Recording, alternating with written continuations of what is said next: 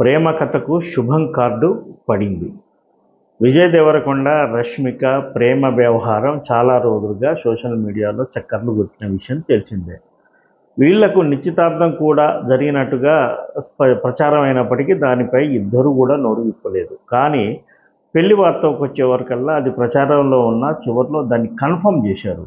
వేదిక గురించి కూడా చెప్పేశారు. ఉదయపూర్లో వీరి వివాహం ఘనంగా జరిగింది. అయితే సినిమాకు సంబంధించిన సెలబ్రిటీలకు ఎవరికీ ఆహ్వానం లేదు. కేవలం తన సన్నిహిత మిత్రుల సమక్షంలోనే విజయ్ దేవరకొండ అండ్ రష్మిక వివాహం చేసుకున్నారు. దానికి సంబంధించిన వీడియో క్లిప్స్ కావచ్చు, ఇమేజెస్ కావచ్చు చూస్తుంటే ఎంత కలర్ఫుల్గా ఈ వివాహం జరిగిందో తెలుస్తుంది. అంతేకాదు అటు విజయ్ దేవరకొండ ఫేస్లో, ఇటు రష్మిక ముఖంలో చూస్తున్న ఉత్సాహం, ఉల్లాసం చూస్తుంటే నిజమైన ప్రేమ వివాహం అంటే ఇదే కదా అనే విధంగా కనిపిస్తుందన్న మాట వినిపిస్తుంది. ఏది ఏమైనప్పటికీ ఒక సెలబ్రిటీ జంటకు ఎలాంటి వివాదానికి తావు లేకుండా శుభప్రదంగా ఈ వివాహం జరగడం విశేషం.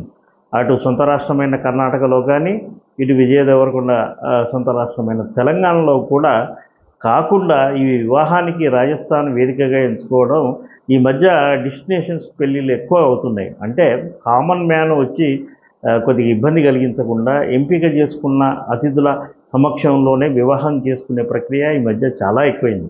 దీనికి ఖర్చు కూడా ఎక్కువే అయినప్పటికీ కూడా విజయ్ దేవరకొండ అండ్ రష్మిక వివాహం ఒక శుభప్రదంగా ఎలాంటి ఇబ్బందులు లేకుండా జరగడం మాత్రం అందరూ ఆనందించే విషయమే.